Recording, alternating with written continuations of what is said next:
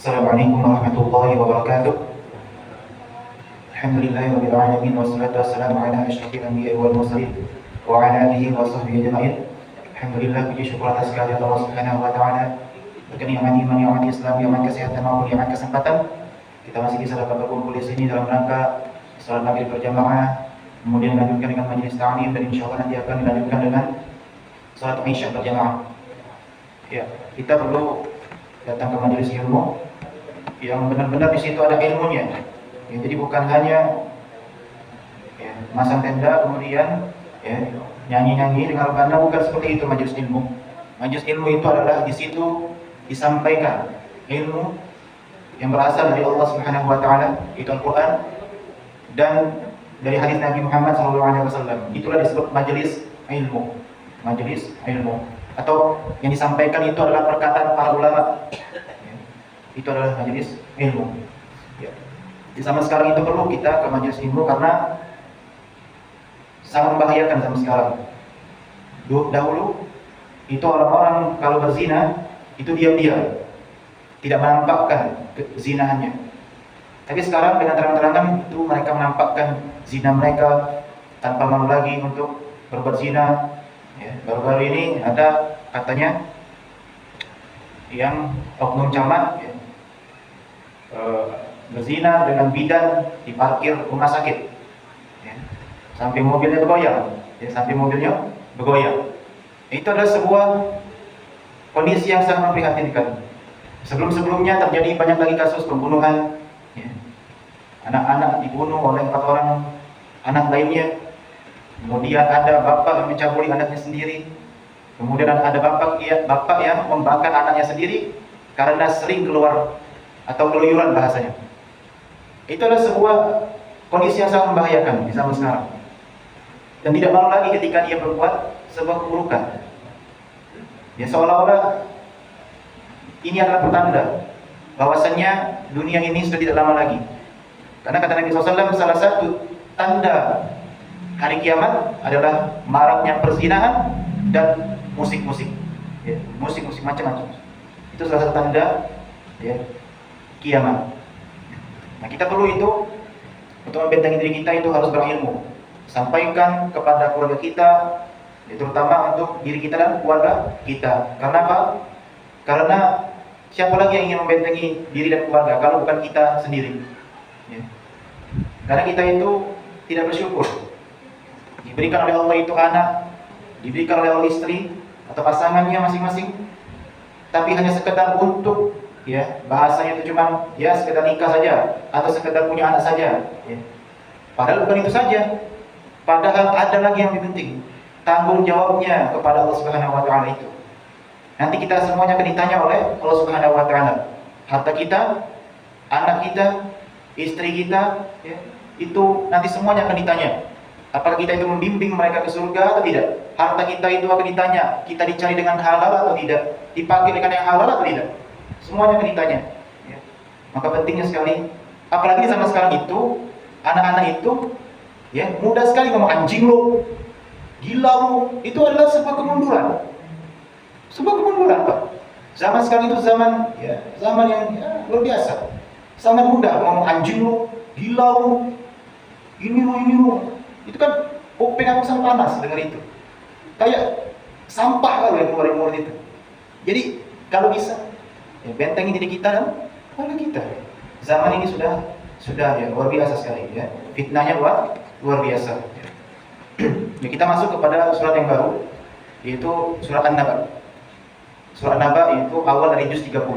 Allah Subhanahu wa taala berfirman, Bismillahirrahmanirrahim. Amma yatasaalun. Kata Allah Subhanahu wa taala, tentang apa mereka bertanya-tanya. Jadi ada nih orang-orang yang bertanya-tanya pada saat itu, ya. Siapa yang bertanya-tanya? Yaitu orang-orang Quraisy. Di tafsir Al-Qurtubi disebutkan orang-orang Yahudi yang bertanya-tanya. Tentang apa mereka bertanya-tanya? Ya'ni amma yatasaalu haula'il mukadzibuna bil Qur'ani wa ghairihi. Thumma ajaba Allah azza wa jalla an hadha as-su'al faqala 'anil naba'il 'azim alladhi hum fihi mukhtalifun. Kata Syekh Shalih Al-Utsaimin rahimahullah taala, yang bertanya-tanya di sini adalah orang-orang Quraisy. Kemudian di tafsir yang lain itu adalah orang-orang Yahudi, mereka bertanya-tanya tentang Al-Quran. Atau di tafsir Al-Qurtubi, ya, disebutkan bahwasanya mereka bertanya-tanya tentang hari kiamat. Ya. Mereka bertanya-tanya tentang hari kiamat, tentang Al-Quran. Ya. Dan mereka bukan hanya bertanya-tanya, tapi mereka juga mendustakan Al-Quran atau membohongi Al-Quran. Mereka itu merasa Al-Quran itu hanyalah sebagai syair, hanya sebagai puisi saja. Tapi kalau seandainya Al-Quran itu benar-benar seperti puisi, benar-benar seperti syair, Allah tantang mereka. Bisa nggak kalian itu membuat seperti Al-Quran? Makanya di surah Al-Baqarah Allah mengatakan, فَإِنْ لَمْ تَفْعَلُوا وَلَنْ تَفْعَلُوا فَاتَّقُوا النَّارَ الَّتِي وَقُودُهَا النَّاسُ وَالْحِجَارَةُ. Jika kalian itu tidak bisa melakukannya, bahkan kalian itu tidak akan pernah bisa melakukannya. Melakukan apa? Membuat tandingan-tandingan Al-Quran. Mereka tidak akan pernah bisa. Mereka mendustakan Al-Quran. Mereka menganggap itu syair, tapi mereka tidak bisa membuat seperti Al-Quran. Dan tidak akan pernah, kata Allah Subhanahu wa Ta'ala. Nah, makanya di sini mereka itu bertanya-tanya tentang apa? Anin naba'il azim, yaitu berita yang besar, yaitu Al-Quran atau hari kiamat. Alladzi hum fihi mukhtalifun, yang mereka itu berselisih. Apakah benar atau salah Al-Quran ini? Apakah benar hari kiamat itu? Ya, mereka berselisih. Makanya mereka ada yang beriman, ada yang kafir. Ketika mereka itu dibacakan ayat Allah, itu mereka ada yang beriman, ada juga yang kafir. Ya. Nah, ini juga cerminan dari diri kita. Ya, cerminan dari diri kita. Ya, ketika kita dibacakan oleh orang lain, ketika kita mendengar ayat Al-Quran misalnya, siapapun itu yang mengaji, maka cek diri kita, apakah kita itu masih ada getaran dalam jiwa kita ketika mendengarkan Al-Quran, ataukah tidak? Ya, ataukah tidak? Maka kita cek diri kita. Karena orang mukmin itu ketika dibacakan ayat Al-Quran atau ayat-ayat Allah, wajilat qulubuhum, jiwanya itu atau hati-hatinya itu bergetar, saking tersentuhnya dibacakan ayat-ayat Allah. Makanya orang-orang yang hatinya itu beku atau orang-orang yang sudah banyak dosa, itu sulit sekali dia itu bergetar hatinya ketika mendengarkan Al-Quran, membaca Al-Quran, menghafal Al-Quran. Sulit sekali. Ada orang yang hafal 30 juz tapi dia tidak pernah merasakan nikmatnya itu hafalan. Kenapa? Hanya sekedar membaca, hanya sekedar menghafal, semuanya hanya sekedar. Sekedar. Itu adalah sebuah sia-sia saja kadang. Kadang apa yang kita dapatkan itu tidak ada efeknya. Itu adalah pelajaran untuk kita. Kemudian Syekh Shalih Al-Utsaimin mengatakan, wa hadzal naba'u huwa ma jaa'a bihi an-nabiy sallallahu alaihi wasallam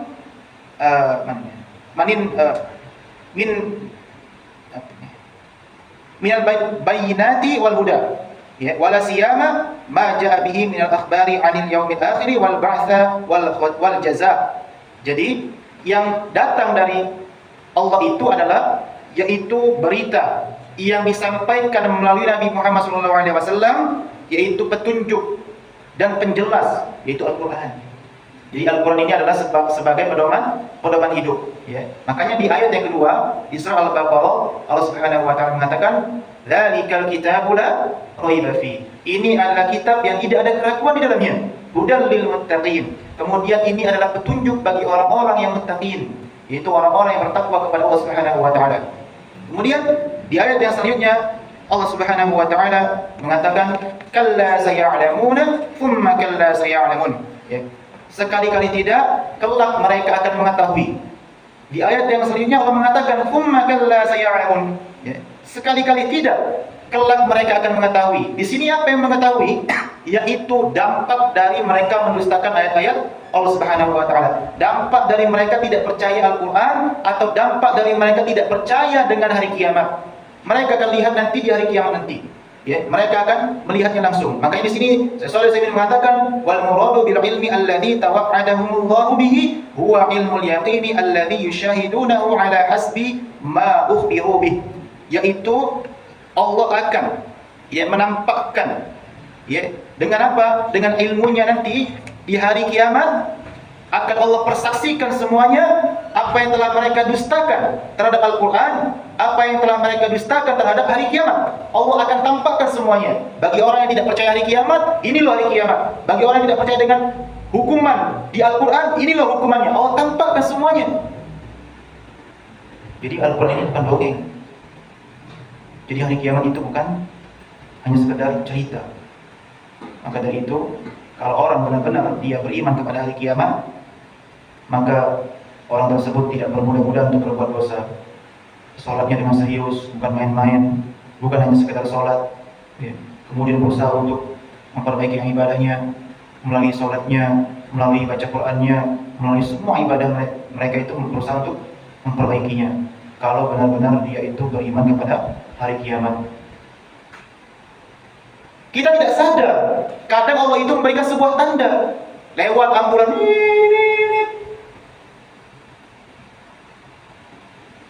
Bisa jadi itu tanda bahwasanya Allah sedang mengingatkan kita, kelak kita akan diantar oleh mobil tersebut. Tiap minggu kadang kita dengar, innalillahi wa inna ilaihi raji'un, telah meninggal dunia. Karena kita tidak sadar, nanti kita akan mati juga. Itu loh pesannya, pesan tersirat atau pesan tidak langsung. Kita didengarkan oleh seperti itu, didengarkan ambulan, didengarkan orang yang meninggal. Itu loh pesannya. Tapi kan kita tidak sadar. Kadang saya itu naik motor di jalan, ketemu mobil ambulan, seminggu itu bisa 2 kali ketemu mobil ambulan. Gimana ya nanti kalau aku mati? Mending langsung mati. Kalau sakit dulu gimana? Sakit keras, kanker, diabetes, ya. Mending langsung mati. Kalau sakit dulu gimana? Siksa dulu. Seperti itu. Itu adalah sebuah teguran kita. Makanya ulil albab itu atau orang-orang yang berpikir itu, ya, dia itu memperhatikan penciptaan langit dan bumi dan apa yang terjadi di bumi itu dan di langit. Diperhatikan. Seperti itu. Diperhatikan ya. Oh, sekarang banyak sekali kriminal. Itu tuh ulil albab. Dan apa yang diambil dari peristiwa tersebut, itulah ulil albab. Makanya sampai-sampai Allah mengatakan alladzina yadhkuruna Allaha qiyaman wa qu'udan wa 'ala junubihim wa yatafakkaruna fi khalqis samawati wal ardh. Siapa ulil albab itu? Yaitu orang-orang yang selalu berzikir kepada Allah ketika berdiri, ketika duduk, ketika tidur. Wa yatafakkaruna fi khalqis samawati wal ardh, dan mentafakuri atau memikirkan apa yang ada di langit dan apa yang ada di bumi. Dan kita ini ciptaan Allah. Dan apa yang terjadi sekarang ini, itulah yang harus kita pikirkan, yang kita tafakkurkan. Bukan hanya Al-Quran, kejadian-kejadian yang terjadi itu harus kita renungkan dan ambil pelajaran dan diamankan. Jangan sampai terjadi pada diri kita kalau seandainya itu buruk. Itulah ulil albab. Representasi dalam kehidupan nyata, implementasinya, pengamalannya, itulah disebut ulil albab. Ya. Itulah kenapa orang-orang yang beriman kepada hari kiamat, dia tidak akan menyia-nyiakan umurnya. Makanya yang sudah kita pelajari seperti tafsir surah An-Nasr, apa yang bisa diambil dari tafsir surah An-Nasr? Bahwasanya kalau orang-orang itu sudah tua, itu harus fokus ke akhirat, tidak usah lagi fokus ke dunia. Bukan berarti untuk yang muda juga itu lalai, tidak seperti itu. Ya, karena kita tidak tahu apakah kita mati atau tidak, mati cepat atau mati lambat, kita tidak tahu. Nah itulah, ya, hikmah adanya hari kiamat. Kemudian Allah Subhanahu wa taala mengatakan, dilanjutkan yaitu alam naj'alil arda mihada, bukankah kami jadikan bumi ini sebagai hamparan? Bukankah kami jadikan bumi ini sebagai hamparan? Dan Syekh Shalih Al-Utsaimin mengatakan atau menafsirkan ayat ini, bumi ini Pak sulba itu keras dan tidak bisa ditanami. tumbuh-tumbuhan. Dipakai berjalan itu susah. Kemudian tidak lembek, dan tidak bisa dimanfaatkan. Tapi di akhir kalimat dia mengatakan walakinnaha mumahadatun lahum ala hasbi masalihim wa ala hasbi ma yantafi'una bih. Akan tetapi kerasnya bumi tadi, lembeknya bumi tadi, susahnya dipakai untuk berjalan tadi, Allah berikan kemudahan untuk manusia. Bisa ditanami tumbuh-tumbuhan, bisa dipakai untuk berjalan. Asalnya susah, tapi Allah berikan kemudahan sebagai kebaikan untuk makhluk yang ada di bumi. Ya. Kenapa Allah Subhanahu wa taala mengatakan di ayat yang ke-6 sampai ayat yang ke-16 Allah menceritakan tentang kekuasaannya dimulai dari bumi? Karena ini merupakan bentuk bantahan kepada orang-orang Quraisy dan orang-orang Yahudi yang tidak percaya hari kiamat. Seolah-olah Allah mengatakan, "Hei Quraisy, hei Yahudi, aku ini ciptakan bumi nih. Aku ciptakan laki-laki perempuan. Aku ciptakan semuanya nih mudah bagiku. Apalagi akhirat lebih mudah lagi, saudara." Itu adalah bantahan untuk orang yang tidak percaya hari kiamat. Makanya Allah sampai memberikan ciri-ciri kekuasaan Allah adalah sebuah bantahan di ayat yang sebelumnya yang tidak percaya dengan hari kiamat. Dimulai dari bumi yang dihamparkan. Wal jibala autada, dan gunung sebagai pasak. Atau bahasa itu sebagai paku, penancap. Ai ja'alahu Allah ta'ala autadan lil ardi bimanzilatil watadi lil khaymah, yaitu Allah menjadikan bumi ini sebagai pasak. Ya. Ya, seperti tenda yang dikasih pasak atau paku-paku, sehingga bumi ini tidak bergerak kemana-mana. Makanya ketika gunung itu bergetar, bumi juga ikut bergetar karena pakunya bergetar. Kalau tenda itu tidak ada pakunya, maka ketika ditiup angin dia akan terbang. Seperti itulah perumpamaan bumi. Perumpamaan bumi. Itu tanda yang diberikan oleh Allah yang kedua. Tanda kebesarannya yang kedua. Ya. Kemudian yang ketiga, wa khalaqnakum azwaja, dan kami ciptakan kalian berpasang-pasangan. Sesoleh saya ingin mengatakan asnafan ma baina dzakar wa untha wa shaghir wa kabir wa awsat wa aswad wa ahmar wa syaqi wa sa'id illa ghairi dzalika mimma yakhtalifun nasu fihi. Ya. Allah menciptakan kalian dalam bentuk yang berpasang-pasangan. Ada yang dari laki-laki dan perempuan. Kemudian dari laki-laki dan perempuan tersebut Allah ciptakan dengan bermacam-macam pula karakteristik. Ada yang putih, ada yang merah, ada yang hitam, ada yang coklat. Kemudian Allah ciptakan juga ada yang kecil, ada yang besar. Semua Allah ciptakan dari pasangan kita, ya. Baik itu pasangan kita laki-laki ataupun perempuan. Maka dari itu salah satu hikmahnya adalah yaitu kita harus bersyukur terhadap pasangan kita, ya. Baik itu kekurangan ataupun kelebihannya kita harus terima, ya.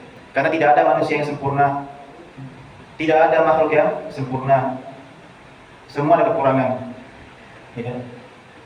Ketika kita itu menikah kemudian dikaruniai seorang anak ataupun satu atau lebih anak, ya, satu atau lebih, kita harus juga bersyukur, ya. Karena masih ada orang yang tidak memiliki anak, ya, masih banyak orang yang tidak memiliki anak sampai mengangkat anak, ya, jadi anak angkat, ya. Itu hukumnya bukan mahram, ya, bukan mahram. Jadi anak angkat itu bukan mahram, tidak boleh dapat warisan kecuali kalau memang sudah tidak ada lagi yang berhak mendapat warisan atau ahli warisnya ridho terhadap dia, maka boleh dia mendapatkan warisan. Jadi anak angkat itu bukan mahram dan tidak boleh menjadi wali nikah. Karena bukan mahram, anak angkat. Beda anak tiri, beda. Ya, ini anak angkat. Ya. Jadi bersyukurlah ketika kita itu punya pasangan. Satu orang itu, Pak, tidak akan pernah ada yang sama. Tidak akan pernah sama. Misal kita nih menikah dengan si fulana nih, ya, cewek. Ketika si fulana ini meninggal, kita nikah dengan yang lain, tidak akan pernah sama dengan fulana ini. Walaupun itu ada yang sama, tapi tidak akan pernah sama 100%. Tidak akan pernah sama. Tidak akan pernah ada yang sama 100%. Ya. Sama seperti anak kita, tidak akan pernah ada yang sama dengan anak yang lain. Walaupun ada persamaan, tapi tidak ada yang sama 100%. Pasti ada yang beda. Pasti. Ya. Seperti itu. Maka bersyukurlah, dijaga, dididik, ya, dirawat, ya, keluarga kita sampai menuju surga Allah Subhanahu wa taala. Kemudian Allah Subhanahu wa taala mengatakan, "Wa ja'alna nawmakum subata." Dan kami jadikan tidur kalian itu sebagai istirahat. Ya. Jadi Allah itu sangat baik sekali, ya. Apa tafsirannya? Qati'an lit-ta'ab, pemutus kelelahan, yaitu istirahat. Istirahat itu adalah pemutus kelelahan. An-naumu yaqta'u ma sabaqahu min ta'ab wa yastajiddu bihi al-insana nasyatan lil mustaqbal. Ya, tidur itu pemutus apa yang telah dilakukannya dahulu dari kelelahan. Intinya tidur itu pemutus kelelahan, ya. Pemutus kelelahan. Kemudian dengan tidur itu kita bisa semangat lagi kembali beraktivitas, ya. Itulah apa? Nikmatnya Allah berikan kita tidur, karena supaya kita itu bisa beristirahat anggota tubuh kita. Makanya sampai ada kata orang itu, senyenyak-nyenyaknya tidur adalah ketiduran. Senyenyaknya tidur adalah ketiduran. Tidur yang paling nyenyak itu adalah ketiduran. Kadang kalau kita dipaksa tidur, kadang tidak tertidur. Tapi kalau ketiduran, puas, sudah nyenyak langsung. Terbangun langsung fresh, ya. Pikiran kita, badan kita semuanya fresh. Itulah Allah menciptakan tidur untuk kita, ya, kembali lagi semangat. Kemudian tanda Allah yang selanjutnya adalah waj'alnal laila libasa, yaitu kami menjadikan malam itu sebagai pakaian. Maknanya apa? Ja'alallahu hadzal laila 'alal ardi bimanzilatil libasi ka'annal ardu talbasuhu wa yakunu jilbaban laha. Jadi Allah itu menjadikan malam itu untuk bumi sebagai tempat yang Allah, seolah-olah Allah itu memberikan sebuah baju, pakaian atau jilbab untuk bumi malam. Untuk aktivitasnya jangan sampai banyak-banyak di waktu malam, karena malam itu adalah waktu yang tepat untuk beristirahat, ya. Libas, ya, sebagai pakaian bumi. Jadi malam itu adalah pakaian bumi, libasul ard, ya, pakaian bumi. Kemudian yang berikutnya, yang berapa nih? 1, 2, 3, 4, 5. Ya, yang keenam, wa ja'alna an-nahara ma'asya, dan kami jadikan siang itu sebagai penghidupan, mencari kehidupan. Ma'asyan ya'ishun nasu fihi fi talab rizqi ala hasbi darajatihim. Jadi ketika di siang hari itu manusia itu disuruh untuk mencari kehidupan, mencari rezeki sesuai dengan kemampuannya masing-masing, ya. Wa ala hasbi ahwalihim, dan sesuai dengan keadaannya masing-masing. Jadi kalau kita punya keahlian, harus sesuaikan dengan keahlian kita dan sesuaikan dengan keadaan kita, ya. Kalau kita tidak mampu untuk mencari rezeki atau bekerja dari pagi sampai sore, mampunya siang, kita ke siang, tidak perlu dipaksa. Harus sesuai dengan keadaan dan harus sesuai dengan skill, kemampuan, ya. Kalau seandainya orang itu mampu begawe malam, ya silahkan begawe malam sampai pagi selesai. Tapi kita tidak boleh banyak-banyak mencari rezeki. Maksudnya banyak-banyak, maksud itu kebanyakan mencari rezeki, waktunya itu habis untuk nyari duit saja. Tidak boleh, ya. Sampai-sampai Allah itu menyindir kita dalam surat Al-A'la, bal tukthirunal hayatad dunya. Tapi mereka itu banyak sekali yang mencari kehidupan dunia. Wal akhiratu khairu wa abqa. Padahal akhirat itu adalah lebih baik dan lebih kekal. Makanya sampai-sampai Nabi kita SAW itu memberikan sebuah perumpamaan, kalau mencari rezeki itu contohlah seperti burung, ya. Burung itu pagi keluar, sore pulang, Allah kasih dia rezeki untuk diri dia dan anak-anaknya. Allah kasih. Itu luar biasa. Jadi tidak ada makhluk yang Allah zalimi. Kucing kita misalnya, kita punya kucing nih. Allah kasih rezeki melalui siapa? Melalui kita. Kita punya gaji. Nah, gaji kita ini, duitnya tadi untuk beli makan dia tadi, whiskas tadi, ya. Itu adalah rezeki, ya. Jadi ketika kita itu mendapatkan gaji misalnya 5 juta per bulan, Itu sudah ada untuk istri, untuk anak, untuk kucing, untuk keperluan yang lainnya. Nah itu. Jadi bukan rezeki kita 5 juta tuh Pak. Jadi rezeki itu adalah sesuatu yang kita nikmati. Orang koruptor, korupsi 3.200 triliun, korupsi. Tapi dia tidak menikmatinya. Tidak dipakai, bukan rezeki dia itu. Walaupun dia sedang ambil itu duit, tapi tidak dipakai, bukan rezeki. Nah, kalau seandainya terpakai untuk cucunya, anaknya, istrinya, itu untuk rezeki istrinya, cucunya, pembantunya. Jadi untuk apa sebenarnya koruptor-koruptor itu? Bingung juga. Ya? Nah, duit kita yang tersimpan tuh di ATM, di bank, 10 juta, 50 juta. Itu kalau tidak dipakai bukan rezeki kita. Ya. Ketika kita meninggal, dipakai anak kita, itu adalah rezeki anak kita. Jadi rezeki itu adalah sesuatu yang kita pakai, bukan sesuatu yang kita miliki. Kita punya mobil 3, tapi yang kepake cuma 1. 1 itulah rezeki kita. 2-nya tebuntang. Lagi ujung-ujungnya dikasih ke uang. Rezeki uang gitu. Ya itu ya. Nah, kemudian ayat yang berikutnya Allah mengatakan waj'alna sirajan wahaja, dan kami jadikan pelita terang benderang, yaitu matahari. Di matahari itu ya adalah sebuah penghidupan. Ya, kita tidak perlu lagi membahas panjang lebar tentang matahari ya. Manfaat matahari kita sudah tahu semuanya ya. Kemudian yang keenam itu wanzalna minal muqsirati ma'an thajjaja. Kemudian kami turunkan ya dari awan tersebut itu adalah hujan-hujan yang deras. Nah, sampai-sampai Syekh Shalih Utsaimin mengatakan bahwasanya awan itu Pak seperti kenapa bisa turun hujan? Padahal awan itu gelap sekali, ya, isinya itu air. Seperti gimana caranya? Seperti diperas, seperti baju. Nah, jadi awan itu seolah-olah Allah peras, turunlah hujan. Seperti memeras baju. Itu, turunlah hujan. Kalau tidak diperas Pak, maka kiamat gitu. Kiamat, ya. Kemudian Allah Subhanahu wa taala mengatakan linukhrija bihi habban wa nabata. Dan dari air hujan tadi kami tumbuhkan biji-bijian dan tumbuh-tumbuhan yang banyak. Bukan hanya sekedar tumbuhan saja, sedikit tumbuhan tidak. Wa jannatin alfafa. Dan dari tumbuhan tadi Allah ragamkan jadi tumbuhan yang banyak, lebat sekali.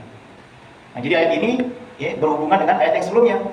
Dari diturunkannya air hujan, kemudian dari air hujan tersebut tumbuhlah tumbuhan, ya. Kemudian dari tumbuhan tersebut Allah munculkan lagi beragam macam tumbuhan, aromanya, rasanya, dan warnanya bermacam-macam.